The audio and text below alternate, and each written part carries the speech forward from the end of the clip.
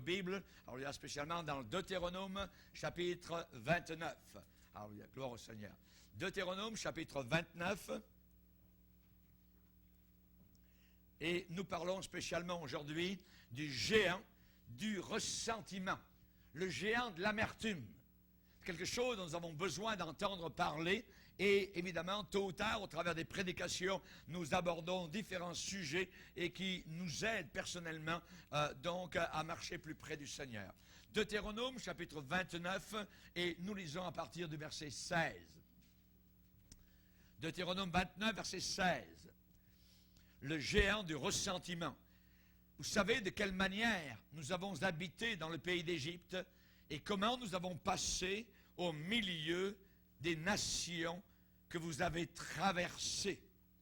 Vous avez vu leurs abominations et leurs idoles, le bois, la pierre, l'argent et l'or qui sont chez elles. Qu'il n'y ait parmi vous ni homme, ni femme, ni famille, ni tribu, dont le cœur se détourne aujourd'hui de l'Éternel notre Dieu pour aller servir les dieux de ces nations-là. Qu'il n'y ait point parmi vous de racines qui produisent du poison et de l'absinthe. Que personne, après avoir entendu les paroles de cette alliance contractée avec serment, ne se glorifie dans son cœur et ne dise « J'aurai la paix quand même je suivrai les penchants de mon cœur et que j'ajouterai l'ivresse à la soif. » Seigneur, nous te bénissons pour ta parole. Nous prions ce matin que le texte sacré descende en lettres de feu et lettres d'or dans nos cœurs, Seigneur. Que ta parole brûle dans nos os. Que nous puissions, Seigneur, te servir avec joie. Que nous puissions être enflammés, Seigneur. Que nous puissions apprendre à te connaître et à te servir de tout cœur. Aide-nous, Seigneur, à faire en sorte qu'il n'y ait aucun poison, aucune absinthe, aucune racine d'amertume dans nos cœurs, que nous puissions avoir un cœur en paix. Nous te prions pour la douceur, te prions que le fruit de l'Esprit soit porté dans chacune de nos vies, que la douceur de Christ, Seigneur, puisse être arborée sur nos cœurs, sur nos vies entières, que nous puissions être reconnus pour être des hommes de paix, et non des hommes de contention, des hommes de querelle. Nous te demandons ces choses, Père, dans le nom puissant de Jésus-Christ. Amen. Et tout le peuple dit Amen. Amen. Gloire à Dieu. Vous pouvez vous asseoir, frères et sœurs. Alléluia. Gloire au Seigneur. Ici, la parole de Dieu déclare qu'il n'y ait point parmi vous de racines qui produisent du poison et de l'absinthe. Quelle est cette racine? C'est la racine de quelle plante? C'est la racine de l'amertume. La racine de ce qui est amer, du ressentiment. Lorsque je préparais ce message, spécialement hier, et que j'étais en train de fonder, de préparer, de sonder, de labourer, de comparer les Écritures, j'ai regardé aussi dans un livre appelé le Larousse, au mot ressentiment. Et à ce mot-là, il est dit souvenir. Souvenir d'une injure ou d'une injustice. Avec le désir de se venger. Avec le désir de se venger. Nous allons voir aujourd'hui comment rester libre de tout ressentiment, de toute rancœur, de toute amertume. Vous devez savoir que lorsque les gens sont dans un état complet de rébellion et d'amertume, ils vont porter le fruit d'une petite semence appelée ressentiment. Ces gens-là vont être rancuniers, ces gens-là vont être froissés, vont être irrités. La personne qui a été offensée, généralement, est en colère. Il y a une colère à l'intérieur du cœur. Jésus a dit, quand vous priez, dites, Père, notre Père qui est dans les cieux, pardonne-nous nos offenses, comme nous-mêmes nous pardonnons à qui? À ceux qui nous ont offensé. Si on ne déracine pas tout de suite le ressentiment, lorsqu'il se montre au départ, il est probable qu'il va y avoir un problème encore plus virulent, plus grave, qui va se développer au bout du chemin. On se rappelle comment Jacob, avec son frère Ésaü, plus vieux de quelques secondes, parce qu'ils étaient nés, ils étaient dans le ventre de leur mère et déjà ils se battaient à l'intérieur. Et Ésaü a donné des coups de poing déjà à son frère. Et un jour, Jacob, on le sait, par le truchement de sa mère, a menti donc à son vieux père qui était presque aveugle. Il s'est fait passer pour son frère et finalement ça a été terrible. Et ensuite son frère Ésaü disait dans son cœur: le jour du deuil de mon père, le jour de l'enterrement de mon père va approcher. Je tuerai Jacob mon frère. Voilà Ésaü qui dans son cœur est en train de ruminer. Il y a un tremblement à l'intérieur de son cœur. Il y a un volcan qui est proche d'exploser. Le ressentiment que dès que mon père sera enterré, et ça va bientôt arriver, je vais tuer mon frère Jacob. Nous avons été ébranlés, choqués il y a quelques années de cela, des nouvelles d'une tuerie, d'un massacre, lorsque arrive un tueur en série sur des innocents. Il y a des blessés, il y a des tués. Et après, ce qui se passe une chose assez terrible, c'est que les gens ont peur d'ouvrir même leur poste de télévision, de radio, et d'entendre une autre histoire semblable. Et dans presque tous les cas, ceux qui connaissent la personne, le tueur en série, eh bien, les personnes qui entendent parler qui était la personne qui a tué sont souvent sous le choc. N'aurait jamais pensé qu'une telle personne serait capable de commettre un tel acte de violence si horrible. Souvent, la personne n'a pas d'antécédents criminels. Souvent, la personne a un casier judiciaire totalement vierge. On n'avait aucun soupçon de la part de quiconque comme étant sur le bord de commettre un acte de violence. Au contraire, souvent la personne semblait parfois être un citoyen responsable.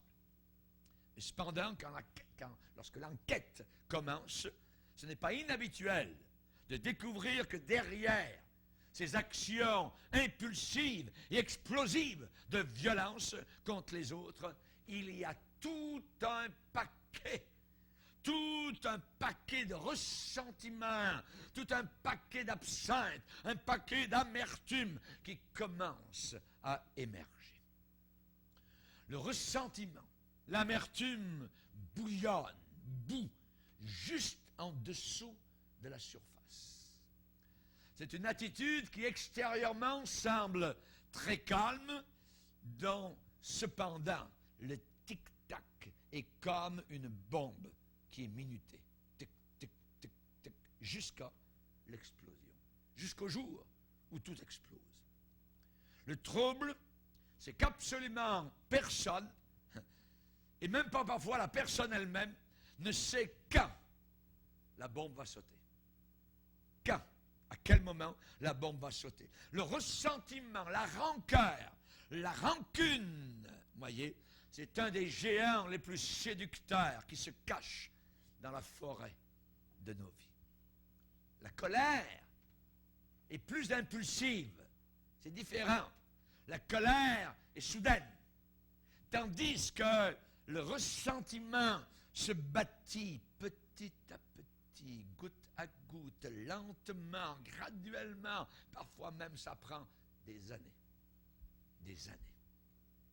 Attention, ce n'est pas un seul sentiment de ressentiment qui peut déclencher une attitude dangereuse. Parfois, c'est additionner ressentiment, sur rancœur, sur amertume, sur absinthe. Voyez, avec le temps, vous avez soudainement une situation très volatile.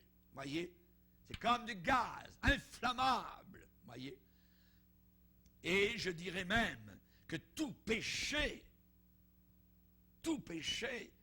est contre Dieu. tout péché est contre le Seigneur.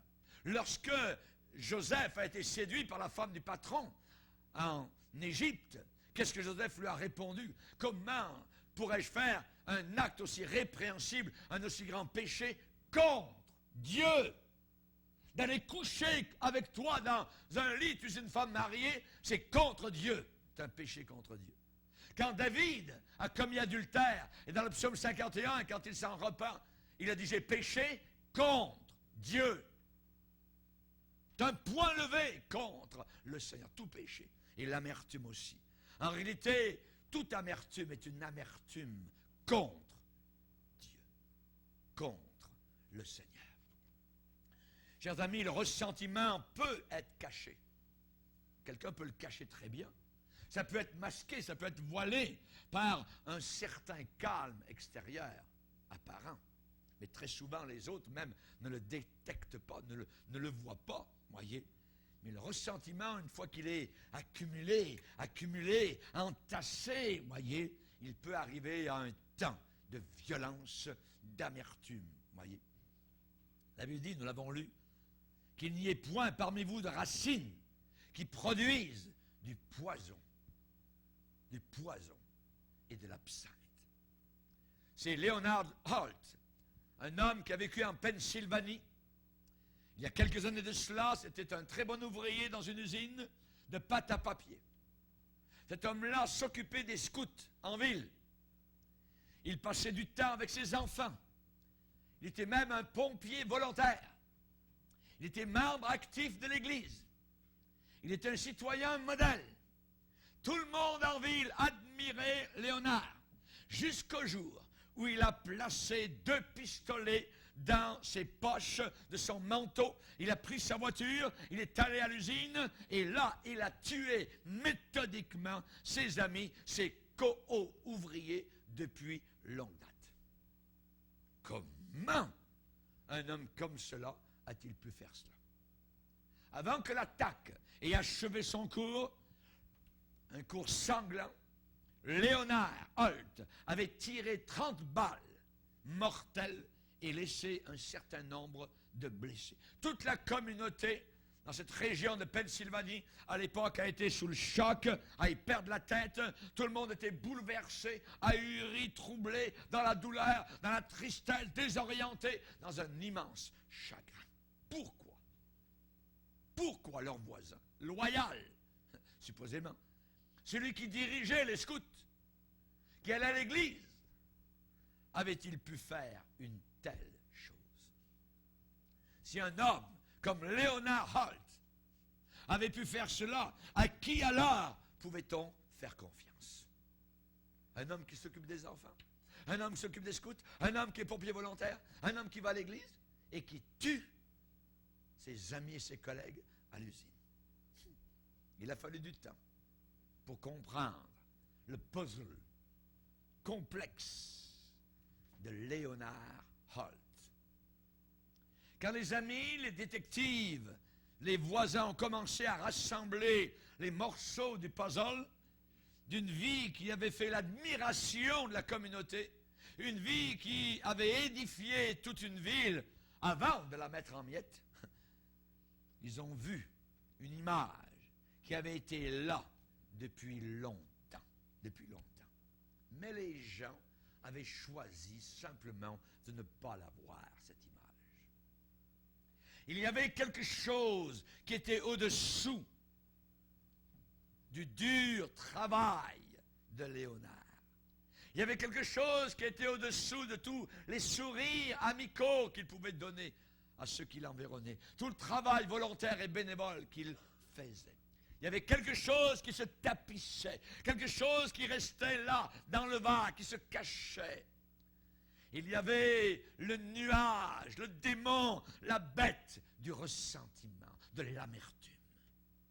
Pendant environ 20 ans à l'usine, cet homme avait donné son meilleur.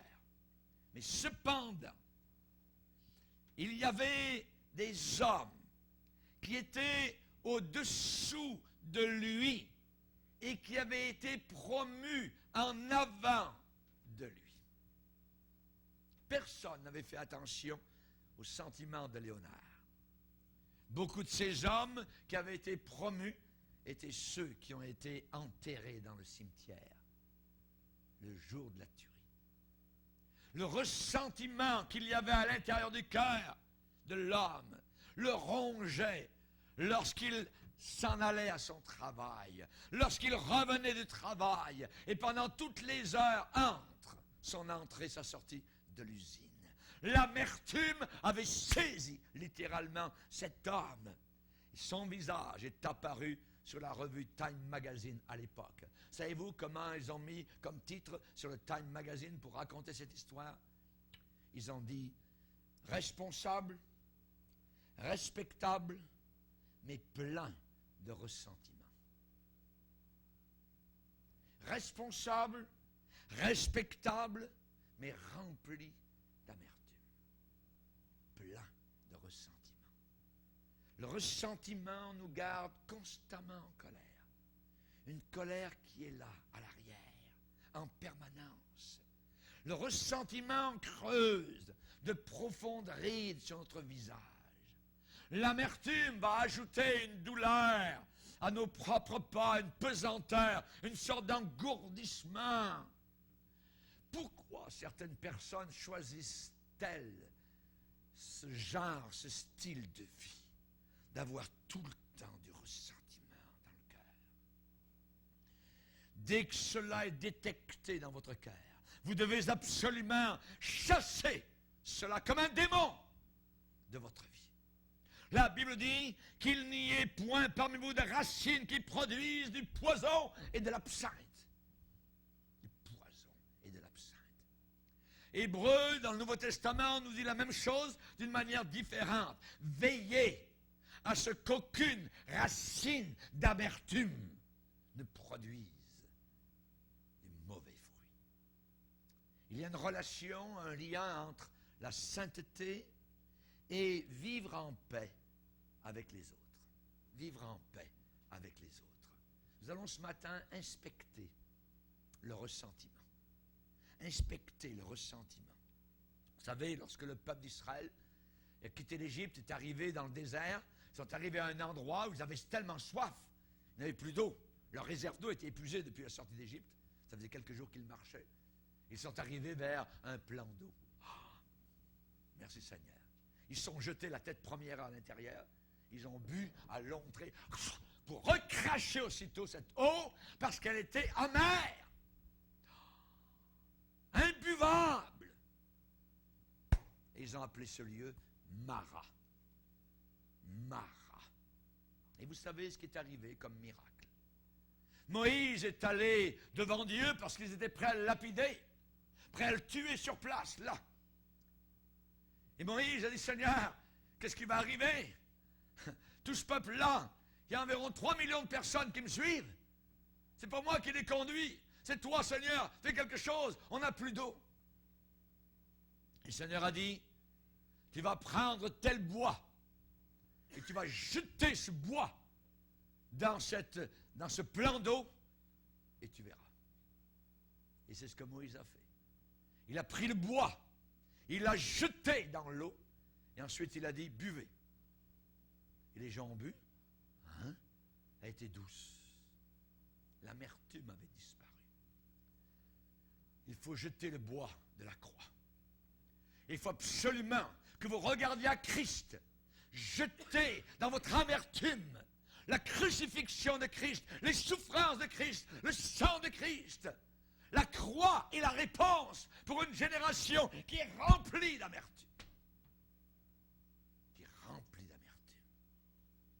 Insatisfaction, déception, désappointement, frustration, mécontentement, chagrin, ressentiment, colère, sentiment destructeur. C'est terrible. Qu'il n'y ait point parmi vous de racines qui produisent du poison et de l'absinthe. Nous allons faire une inspection du ressentiment, comme une visite médicale, comme un examen, une vérification, un check-up. Voyez. Et la Bible peint un portrait détaillé de ce méchant géant, l'amertume. Qu'est-ce que c'est? Comment détecter sa présence dans mon cœur? l'apôtre Paul se sert d'une phrase qui arrive très très proche de la signification. Et dans un lieu étonnant, nous allons découvrir un sens surprenant. Dans 1 Corinthiens 13, qui est la définition de l'amour, de la charité, c'est un chapitre classique sur l'amour, il est dit, l'amour n'éprouve pas de rancune. Une autre version, dans second, il est dit, l'amour ne soupçonne pas le mal. Ne soupçonne pas le mal. La version King James va déclarer, l'amour ne pense à aucun mal. Thinks no evil. Ça, c'est l'amour. Soupçonne. L'amour ne soupçonne pas le mal. Ce mot soupçonner est en grec logizomai.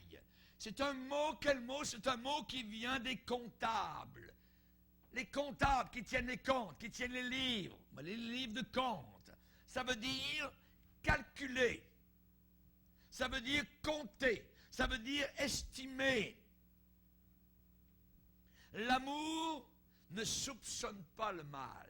Ça veut dire l'amour ne compte pas le mal. L'amour ne calcule pas le mal. L'amour ne compte pas, ne fait pas de compte du mal, ne fait pas une estimation du mal.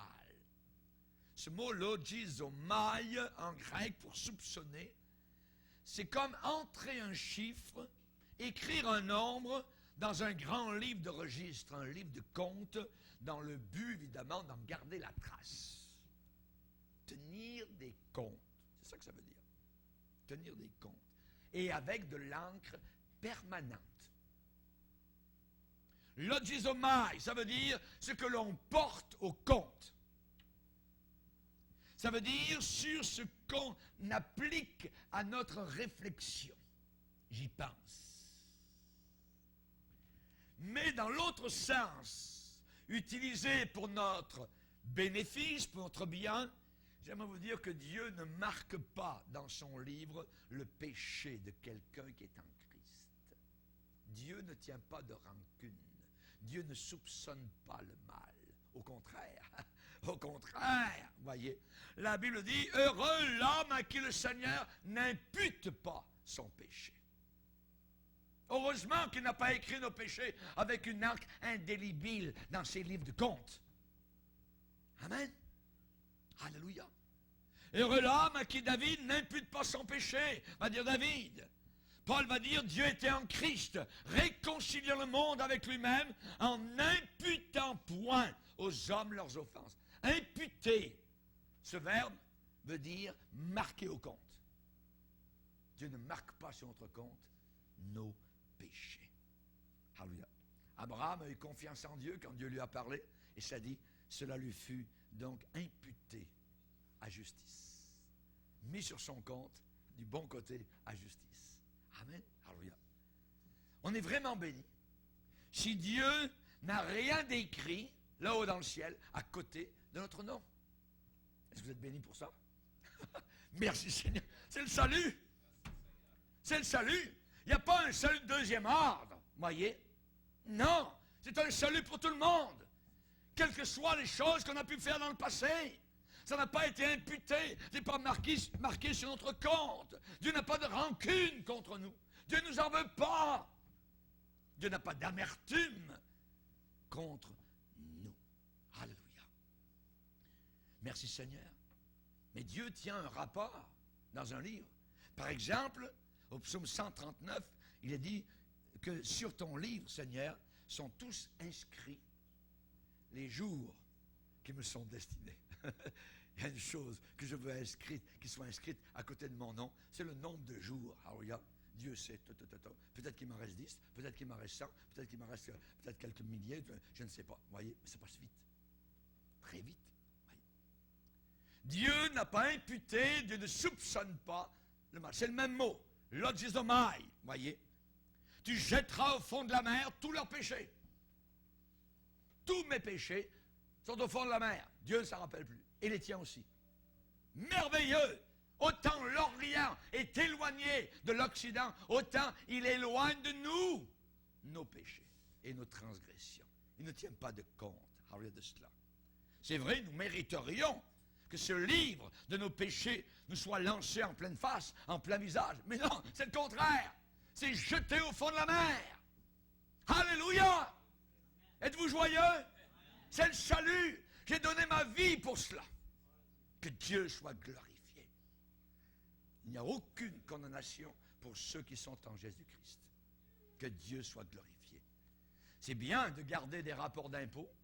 C'est bien de garder vos rapports de taxes, voyez, vos papiers d'affaires, voyez, vos transactions, vos achats, vos ventes, tout ça. C'est même hautement recommandé, parce que c'est pas, il faut que vous ayez vos papiers avec vous, voyez, c'est normal. Mais dans les transactions interpersonnelles, dans les transactions avec les gens, on a besoin de jeter ces livres loin de nous. Nous devons pratiquer ce que j'appelle la logizomai. Voyez? La logizomai. C'est-à-dire ne pas tenir compte. Pas de compte. Pas de compte. Gardez nos comptes toujours à jour. Alléluia. Pourquoi? Parce que c'est un poison. Si je tiens des comptes sur ce que l'un m'a fait, sur ce que l'autre m'a fait, sur ce qu'il m'a dit, il m'a écrasé le pied droit l'autre jour, l'autre il m'a dit de mauvaises paroles, l'autre il m'a dit ça, vous n'en finirez plus jamais. Vous ne finirez plus, c'est un poison! Un poison, quand ça touche les maris, quand ça touche les épouses, quand ça touche les parents, quand ça touche les enfants, les amis, les compagnons, un poison. Celui qui mange ses œufs meurt.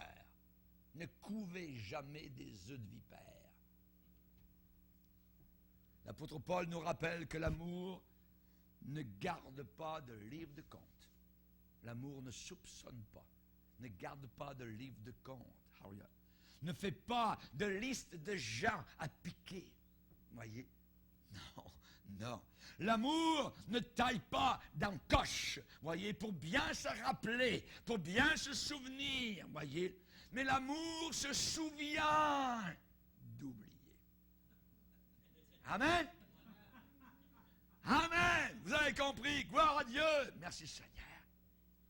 Paul a dit dans ma première défense, quand Paul a dû se défendre à Rome, devant la cour de Néron, voyez, il dit dans ma première défense, personne n'est venu à mon aide. Aucun chrétien. Personne ne m'a aidé. Personne ne m'a assisté. Tous m'ont abandonné. Les chrétiens de Rome ne voulaient pas se tenir à côté d'un tel homme que Paul. Surtout parce qu'il était toujours dans les problèmes. Il était tellement haï partout, voyez, que les chrétiens à Rome ont dit non, on ne peut pas se tenir pour Paul. Qu'est-ce que Paul ajoute? Que cela ne leur soit point imputé. Je ne tiens pas de livre de compte de rancune contre ces chers chrétiens. Que cela ne leur soit pas imputé. Que ça ne soit pas écrit sur les comptes avec Dieu. Nos échecs, leurs faillites, voyez, les manquements de certains chrétiens dans leurs actions envers l'apôtre Paul n'ont pas été enregistrés contre eux. Non, que cela ne soit pas imputé. Étienne, qui est en train de mourir, il a dit, Seigneur, ne leur impute pas ce péché. Il reçoit des cailloux contre lui, ils sont en train de le mettre à mort, et il prie, comme Jésus l'a fait du haut de la croix. Alléluia. Père, pardonne-leur. Étienne lui ressemble. Et il va crier, c'est inscrit dans la Bible, ne leur impute pas ce péché. Alléluia. Dans Proverbe 10, il est dit, celui qui parle beaucoup ne manque pas de péché. Mais celui qui retient ses lèvres est sage. On laisse passer. Il faut faire le dos de canard dans certaines occasions. Avoir une sorte de couenne d'hippopotame. Vous voyez, ça passe par-dessus. Vous ne tenez pas des comptes. Vous continuez votre chemin dans la joie du Seigneur. Ça, c'est la réussite. L'amour ne tient pas compte des torts qui ont été commis contre vous. L'amour supporte. L'amour n'écrit pas à l'encre indélébile, voyez, les injustices commises par les autres envers nous. L'amour cherche la moindre chance d'effacer les torts à la moindre occasion. L'amour veut pardonner. L'amour veut garder l'ardoise propre, le rapport propre, l'image immaculée. Amen. L'apôtre Pierre a dit d'une autre manière, ne rendez pas mal pour mal ou injure pour injure. Bénissez au contraire, car c'est à cela que vous avez été appelés, afin d'hériter la bénédiction. Veux-tu être béni? Pardonne. Ne tiens pas compte. Alléluia. Chrysostome, qui était un des pères de l'Église, un leader chrétien du IVe siècle, a déclaré, je cite, « Un tort fait accompli contre l'amour est une étincelle qui tombe dans la mer. Elle s'éteint toute seule. » Et il a ajouté, « Le ressentiment, lui, va mouiller, va tremper, va éteindre la flamme de la vie et de l'amour. » Le ressentiment, en vouloir. Ne nous privons pas de la grâce de Dieu. Ne nous privons pas de la grâce de Dieu. Qu'aucune racine d'amertume ne reste dans votre cœur et ne produise du trouble. On pourra à ce moment-là écraser ce géant de l'amertume. Un ressentiment qui reste là, qui n'est pas déraciné, va créer du trouble et plusieurs seront infectés. C'est une contagion. C'est comme une maladie. C'est une infection. C'est la raison pour laquelle il y a des divisions dans les églises. Parce que des gens ont de l'amertume. Le poison est là et ils infectent les autres. Voyez? Et ils infectent les autres. Et c'est la raison pour laquelle, ensuite, ils vont sortir de l'Église. Beaucoup de personnes peuvent être salies, souillées, polluées, infectées par l'amertume d'une seule personne. D'une seule personne. Mais la Bible dit, tu ne craindras point la peste ni la contagion. Ce n'est pas seulement des contagions de maladie, il y a des contagions de paroles, des contagions d'amertume, des contagions de calomnie qui peuvent se répandre partout. Si une personne nous a blessés, avant même, je dirais, de déclarer, de dire nos sentiments froissés, faisons un examen de nous-mêmes. Et disons, comme David, sonde-moi, ô Dieu, éprouve-moi, regarde si je suis sur une mauvaise voie, conduis-moi sur la voie de l'éternité. Faisons un examen de nous-mêmes, un check-up de nos propres vies. Peut-être qu'il se passe quelque chose dans la vie de l'autre personne dont je ne suis pas tout à fait conscient. C'est possible. Il y avait un homme un jour qui a été mordu par un chien. Bon, ça peut arriver, voyez. Mais le problème, c'est que le monsieur a découvert plus tard que le chien avait la rage. Alors, les examens à l'hôpital ont confirmé la chose. Le monsieur a la rage. C'était une époque où il n'y avait pas grand-chose à faire à cette époque-là, dans le siècle passé. Après que la rage soit établie dans un corps, il n'y avait pas de guérison. Il n'y avait pas de médecin, il n'y avait pas de... pour ça, il n'y avait pas de vaccin, voyez. Et le docteur qui était là vis-à-vis de cet homme-là avait le triste devoir d'annoncer donc au monsieur que il allait mourir. À cette époque-là, vous mourriez de la rage. Ouais. Il est allé vers le monsieur, il a dit, monsieur, eh bien, tout ce qui était possible de faire pour vous a été fait. Je ne veux pas vous offrir de faux espoirs. Mon meilleur conseil, c'est mettez vos affaires en ordre et le plus vite possible. L'homme qui était en train de se diriger vers la mort a sombré dans la dépression, il était sous un état de choc. Finalement, il a rassemblé assez de force pour demander un papier et un crayon. Il a commencé à écrire à vive allure, avec vivacité, donc différentes choses sur son papier. 1 heure plus tard, c'était à l'hôpital, le docteur est revenu et il a vu que l'homme était encore en train d'écrire. Et le docteur a dit, « Ah, monsieur, c'est très bien, vous êtes en train, donc, vous avez suivi mon conseil, vous mettez vos affaires donc en ordre, peut-être vos dernières volontés, tout ça, votre testament, je ne sais pas, mais je suis sûr que vous travaillez peut-être sur votre testament. » Et l'homme a regardé le docteur et a dit, « Pas du tout, mon testament, pas du tout, monsieur. C'est une liste de gens que j'ai bien l'intention de mordre avant que je meure. »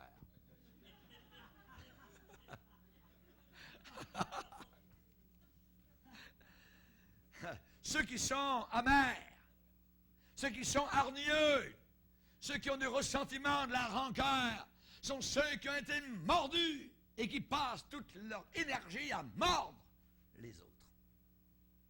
Le ressentiment peut nous garder dans une colère en permanence, jour et nuit.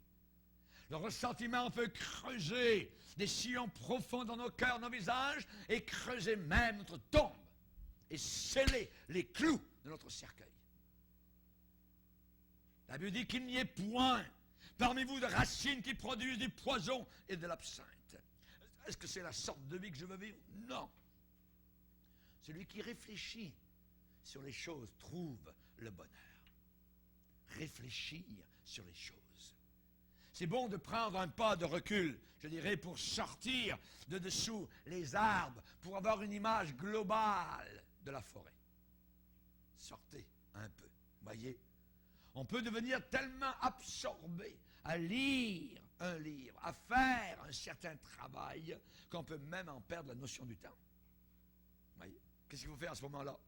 Et ainsi, on peut perdre toute notion, je dirais, de ressentiment, quand on est absorbé par cela. Il m'a fait ceci, elle a dit cela, c'est toujours des grincements de dents, les dents fermées, les poings fermés. Nous sommes venus sur la terre avec les petits poings fermés. Mais on repart avec les mains ouvertes. Et il faut repartir les mains ouvertes. Amen. Alléluia. Est-ce que je veux rester bloqué?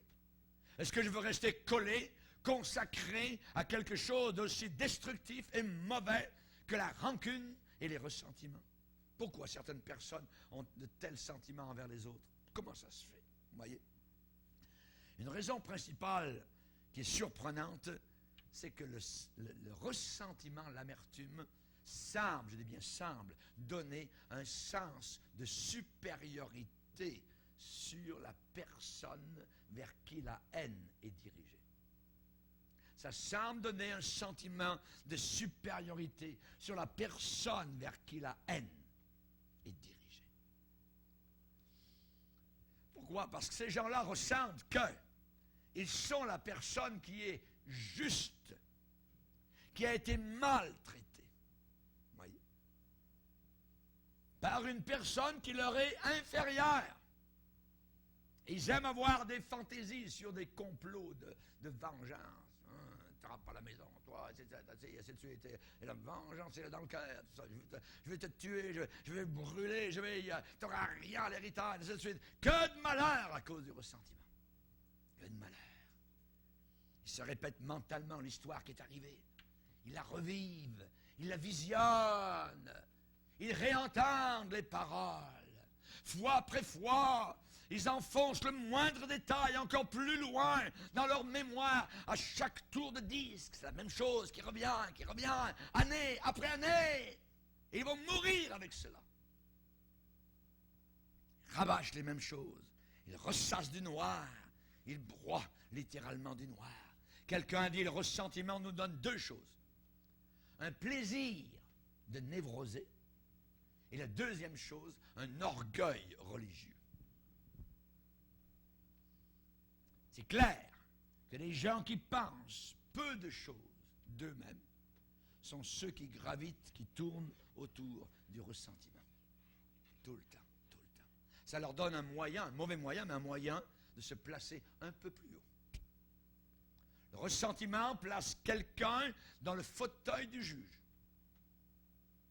Avec un marteau. Boum! Jugement a lieu. Le ressentiment fait de lui à la fois le jury et la partie exécutoire.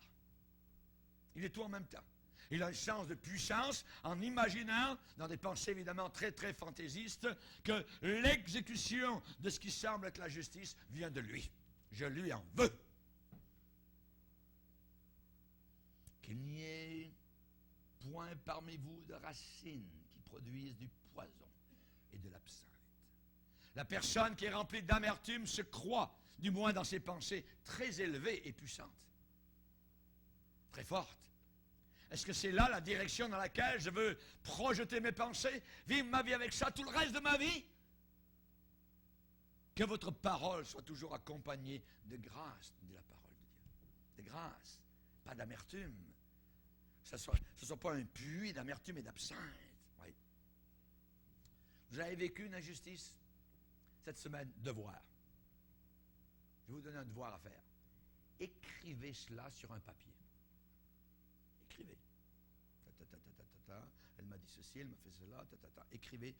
Les mots, quand ils sont écrits, ont une sorte de précision par rapport à des sentiments vagues, très vagues. Ça va cristalliser vos pensées. Écrivez ça. Un des dons que Dieu nous a donné, évidemment, donc, c'est un talent pour faire aller un crayon sur une feuille et écrire, sur un papier. On peut s'en servir dans la prière. David a écrit ce qu'il pensait dans les psaumes. Voyez. On peut s'en servir pour garder des souvenirs. On peut s'en servir pour encourager les autres. On peut aussi pour organiser nos pensées, nos sentiments. Écrivez quoi? Écrivez la raison. Écrivez le pourquoi vous êtes rempli d'amertume et de ressentiment. Écrivez-le. Et ensuite, lisez cela à haute voix à vous-même. Lisez-vous-le. Souvent, quand on demande la raison à quelqu'un qui ne veut pas pardonner, la personne n'arrive même pas à donner une raison claire et nette. Pas capable. Et quand vous vous écouterez, ça vous semblera peut-être totalement différent de ce qui se passe. Quand vous répétez la chose dans la tête, ça peut être différent de ce que vous écrivez littéralement sur un papier. Et si vous êtes honnête, ça vous semblera peut-être moins justifiable. Le poison du ressentiment a peut-être fait tourbillonner la chose qui, au travers des mois et des années peut-être, a soulevé beaucoup de poussière autour de vous, a fait grossir, enfler énormément la situation. Poison du ressentiment, c'est comme du vitriol, du vinaigre. Ce qu'on a donné à boire à Christ, c'est ce que l'homme amer donne à Christ Jésus. Pardonne-nous nos offenses. Quand vous complétez la simple phrase « Je suis rempli de ressentiment parce que », après le mot « parce que », faites ça tout seul. Faites ça tout seul. Pourquoi? Parce que vous serez peut-être un peu embarrassé quand vous découvrirez ce qui est écrit sur la feuille et que c'était ça qui vous a tellement bouleversé, dérangé, froissé. La Bible dit dans les Proverbes que c'est un honneur d'oublier les offenses. C'est un honneur. Vous serez une personne honorable quand vous oubliez les offenses. Quand vous oubliez. Parfois, certains sont prêts à combattre à mort. À la mort. Vous voyez? Une cause qu'ils n'arrivent même plus à définir. On a demandé à des gens, après des années, après 20 ans, pourquoi t'en veux telle personne? Je ne me rappelle plus. Mais c'est là. La personne est bloquée. Elle ne peut plus avancer. Parce qu'elle en veut encore après des années et des années. Mais elle ne sait même plus pourquoi. Vous vous rendez compte? Ça arrive. Il y a des familles entières qui perpétuent ces sentiments d'amertume. Longtemps après que les causes, les raisons du départ sont oubliées. Et parfois même quand ceux qui étaient au départ de la chose sont même morts, ils continuent à avoir de la rancune. David aurait pu en vouloir à la maison de Saül. Saül est mort, voyez. David a vécu. Saül l'a poursuivi pendant des années. Et le jour de sa mort, il s'est mis à pleurer, David. Imaginez. C'est terrible. Et plus tard, il a fait venir un des petits-fils du roi Saül, Méphibosheth, et lui dit, je veux te faire du bien. Normalement, tu devrais être mon ennemi, mais je vais te rendre toutes les terres de Saül, tout ça, et tu mangeras tous les jours à ma table. Toi, de la racine de Saül, celui qui m'a tellement haï, tu vas manger à ma table. Viens à Jérusalem. Laisse-le au départ, là-bas, le désert, viens vers moi. Vous devez faire sortir de l'obscurité, je dirais, de la garde-robe, votre ressentiment. Amenez ça en pleine lumière. Soyez honnête. Un homme et une femme, un jour, qui étaient dans un grand problème de chicane, voyez à la maison, l'homme est sorti de la maison en claquant la porte. Plus tard, il est revenu. Il a regardé dans la cuisine, en ouvrant le frigidaire. Oh, il y avait quelque chose, il y avait une note qui était écrite sur le frigidaire.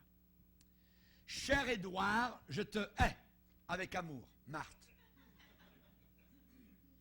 Cher Édouard, je te hais avec amour, ta femme Marthe.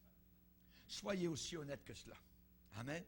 Écrivez chaque détail. Quand vous aurez fini, alléluia, lisez votre rédaction à haute voix. Et revenez un peu plus tard et lisez-la de nouveau, une deuxième fois. Amen. Et vous ne serez peut-être pas tout autant rancunier, alléluia, ou plein d'amertume. Qu'il n'y ait point parmi vous de racines qui produisent du poison, de l'absinthe. Que toute espèce de méchanceté disparaisse du milieu de vous. Soyez bons les uns envers les autres, compatissants, vous pardonnant réciproquement, comme Dieu vous a pardonné en Christ. Est-ce que nous sommes des gens pardonnés? Amen. Alors, nous vivons par la grâce du pardon. Alors, gloire au Seigneur. Alors, je suis obligé de pardonner. Et je pardonne à tous mes ennemis. Alors, que Dieu les bénisse, gloire au Seigneur. Et nous ne maudissons pas. Amen. Gloire au Seigneur. Levons-nous ensemble devant le Seigneur. La suite ce soir. Amen. Amen. Alléluia. Gloire à toi. Seigneur, nous voulons te bénir et te glorifier, Seigneur. Alléluia, tu es un Dieu merveilleux, glorieux, puissant. Tu nous parles si bien, Seigneur, par les Écritures. Alléluia. Nous voulons un cœur en paix. Nous voulons qu'il n'y ait pas d'absinthe dans notre cœur, Seigneur. Nous ne voulons pas qu'il y ait de fiel amer, Seigneur. Mais nous voulons au contraire, Seigneur, qu'il y ait le miel dans notre cœur. Qu'il y ait le lait, Seigneur, du nouveau pays, du pays de la gloire, du Canaan céleste, Seigneur. Alléluia. Tu nous as transformés. Nous voulons croître et grandir et progresser dans le chemin de la foi. Aide-nous à nous débarrasser, Seigneur, de toute rancune, Seigneur, tout ressentiment, Seigneur, que nous puissions aller de l'avant avec joie, avec toi, main dans la main, avec notre Sauveur merveilleux. Oui, Seigneur, tu ne tiens pas rancune de nos péchés, tu n'as rien, alléluia, à côté de notre nom, tu as tout effacé, Seigneur. Tu ne nous as pas imputé nos péchés, tu nous as imputé ta grâce et ton pardon. Et nous voulons imputer notre pardon à tous ceux, Seigneur, qui sont nos ennemis. Et nous voulons même prier pour eux, Seigneur, pour être vraiment des fils du Père. Au nom puissant de Jésus. Amen. Et tout le peuple dit Amen. Gloire à Dieu.